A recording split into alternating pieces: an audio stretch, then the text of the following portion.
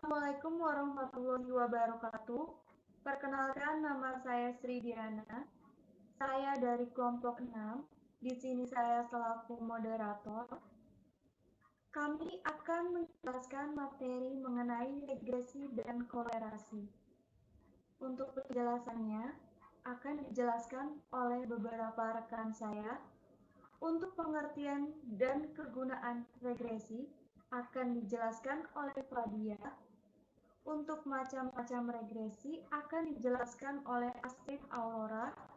Untuk pengertian dan kegunaan kolerasi akan dijelaskan oleh Ami Wulandari. Untuk macam-macam kolerasi akan dijelaskan oleh saya sendiri. Untuk hasil analisis regresi dan kolerasi akan dijelaskan oleh Ike Yaurike. Untuk scatter grafiknya dijelaskan oleh Astrid Aurora, dan kemudian yang terakhir yaitu kesimpulan akan dijelaskan oleh saya sendiri. Langsung saja kita masuk ke materinya. Assalamualaikum warahmatullahi wabarakatuh. Saya Fadia Rifani Haryanto dari 11 3A 37. Di sini saya akan menjelaskan tentang pengertian dari regresi. Regresi biasa disebut juga dengan ANREG. Analisis jenis ini merupakan sebuah metode yang berfungsi untuk mengukur pengaruh variabel bebas terhadap variabel terikat. Analisis regresi juga digunakan untuk memprediksi ketergantungan sebuah variabel dengan menggunakan variabel bebas. Kegunaan dari regresi. Kegunaan regresi, analisis digunakan untuk melihat pengaruh variabel bebas terhadap variabel tergantung serta memprediksi nilai variabel tergantung dengan menggunakan variabel bebas.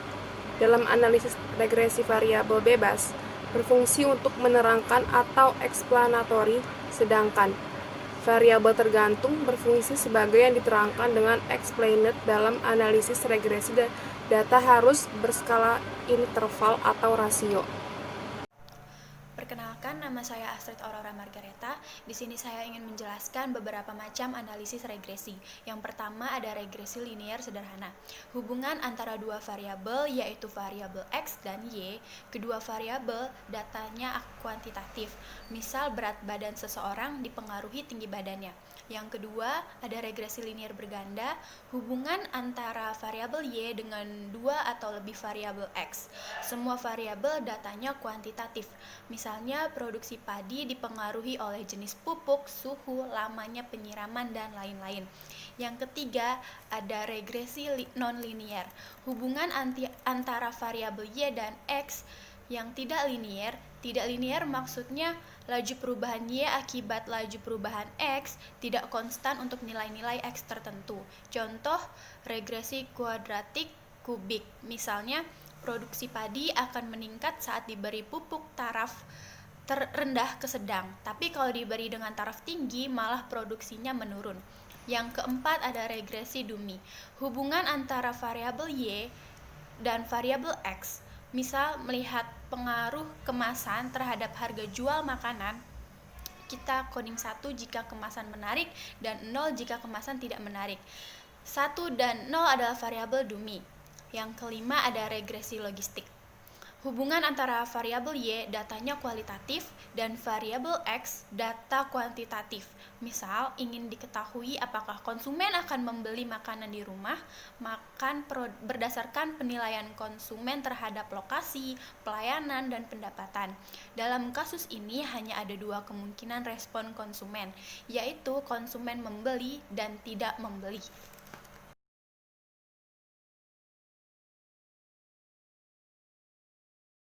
Kemudian korelasi. Korelasi merupakan teknik analisis yang termasuk dalam salah satu teknik pengukuran asosiasi atau hubungan. Pengukuran asosiasi merupakan istilah umum yang mengacu pada sekelompok teknik dalam statistik bivariat yang digunakan untuk mengukur kekuatan hubungan antara dua variabel. Kegunaan korelasi. Korelasi merupakan teknik analisis yang termasuk dalam salah satu teknik pengukuran asosiasi atau hubungan. Pengukuran asosiasi merupakan istilah umum yang mengacu pada sekelompok teknik dalam statistik bivariat yang digunakan untuk mengukur kekuatan hubungan antara dua variabel. Macam-macam kolerasi. Yang pertama, kolerasi sederhana merupakan suatu teknik statistik yang dipergunakan untuk mengukur kekuatan hubungan antara dua variabel dan juga untuk dapat mengetahui bentuk hubungan keduanya dengan hasil yang bersifat kuantitatif. Selanjutnya ada kolerasi parsial. Kolerasi parsial adalah suatu metode pengukuran keeratan hubungan antara variabel bebas dan variabel tak bebas dengan mengontrol salah satu variabel bebas untuk melihat kolerasi natural antara variabel yang tidak terkontrol. Kemudian selanjutnya, kolerasi ganda. Kolerasi ganda sendiri adalah bentuk kolerasi yang digunakan untuk melihat hubungan antara 3 atau lebih variabel dan satu variabel dependen. Perkenalkan, nama saya Ike Yaurike. Di sini saya akan membahas mengenai hasil analisis regresi dan kolerasi. Yang pertama, saya akan membahas hasil analisis regresi. Di sini ada tabel summary output. Tabel ini berfungsi untuk melaporkan kekuatan hubungan antara model variabel bebas dengan variabel terikat. Lalu di sini ada regression statistik. Di dalam regression statistik ada multiple R, merupakan suatu ukuran untuk mengukur tingkat keeratan hubungan linear antara variabel terikat dengan variabel bebas secara bersama-sama.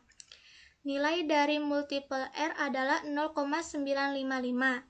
yang menunjukkan bahwa kedua hubungan variabel tersebut sangat kuat. Lalu selanjutnya ada R-square. R-square ini sering disebut juga koefisien determinasi. R-square memiliki nilai sebesar 0,913 atau 91,3%. Yang artinya variabel tinggi badan berpengaruh terhadap berat badan sebesar 91,3%. Dan sisanya 8,7% dipengaruhi oleh variabel yang tidak diteliti. Lalu selanjutnya ada adjusted R-square memiliki nilai sebesar 0,90. Lalu selanjutnya ada standar error. Standar error ini semakin kecil standar error, maka model regresi semakin tepat. Standar error memiliki nilai sebesar 3,99. Selanjutnya yaitu observation.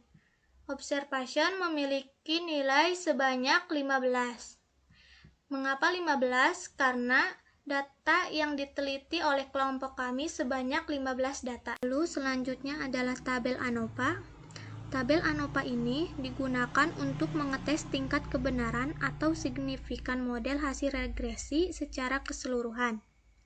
Di dalam tabel ANOVA terdapat DF, SS, MS, F, signifikan F, serta ada regression, residual, dan total. Parameter yang menentukan tingkat signifikan model regresi adalah yang berada pada kolom paling kanan, yaitu signifikan F. Parameter ini disebut juga p-value. Tingkat signifikan model naik jika signifikan F-nya turun. Lalu selanjutnya ada DF atau singkatan dari degree of freedom atau derajat bebas dari total adalah N-1, di mana N adalah banyaknya observasi. Dalam hal ini, banyaknya observasi adalah 15, maka derajat bebas totalnya adalah 14. Derajat bebas dari model regresi adalah 1. Karena ada satu variabel bebas dalam model ini. Derajat bebas untuk residual adalah sisanya, yaitu derajat bebas total. Derajat bebas regresi sama dengan 14 dikurangi 1, hasilnya 13. Lalu selanjutnya ada SS atau sum of square. Untuk regression, sum of square semakin tinggi, SS regression semakin bagus karena rentang atau variasinya semakin besar. Di sini nilai SS adalah 2175,861892. Lalu selanjutnya SS residual merupakan jumlah data observasi dikurangi nilai prediksi. bertujuan untuk mengetahui sejauh mana model sama atau mirip dengan aktual. Jika modelnya bagus, maka SS regresinya kecil. Dari data ini, nilai SS residual adalah 207 atau 0,71449. Lalu selanjutnya adalah SS total, yaitu berfungsi untuk mengukur sejauh mana rentang atau variasi observasi terhadap rata-ratanya. SS total memiliki nilai sebesar 2382,93333. Lalu selanjutnya adalah kolom MS. MS ini atau mean of square atau rata-rata jumlah kuadrat adalah hasil bagi antara kolom SS dengan kolom DF.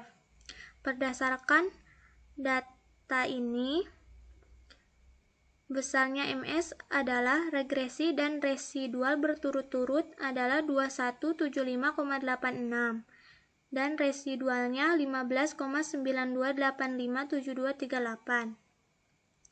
Dari perhitungan MS ini selanjutnya dengan membagi antara MS regresi dengan MS residual didapatkan nilai F, yaitu 136,6011869. Lalu selanjutnya ada tabel output.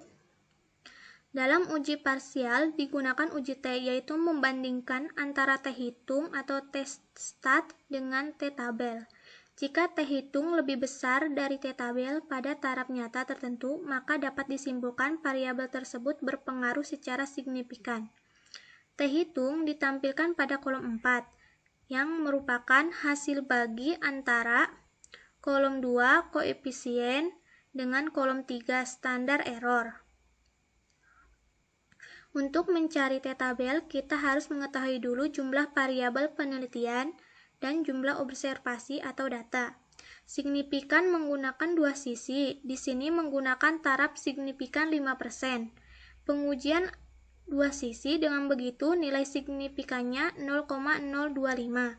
Dan rumus mencari degree of freedom atau DF sama dengan N kurangi K. Di sini nilai T hitungnya adalah 11,68765104. Nilai T tabel adalah 2,16037. Maka dapat disimpulkan bahwa tinggi badan berpengaruh signifikan terhadap berat badan. Di perhitungan tabel output ini akan membentuk sebuah persamaan regresi atau model regresi, di mana A sudah diketahui sebesar min 213,780936 dan B-nya adalah 1,677094105. Selanjutnya, hasil analisis korelasi. Korelasi merupakan sebuah analisis yang berfungsi untuk mengetahui hubungan antara variabel yang satu dengan variabel yang lainnya. Yang berarti ketika satu variabel terjadi, variabel yang lain dapat mempengaruhinya.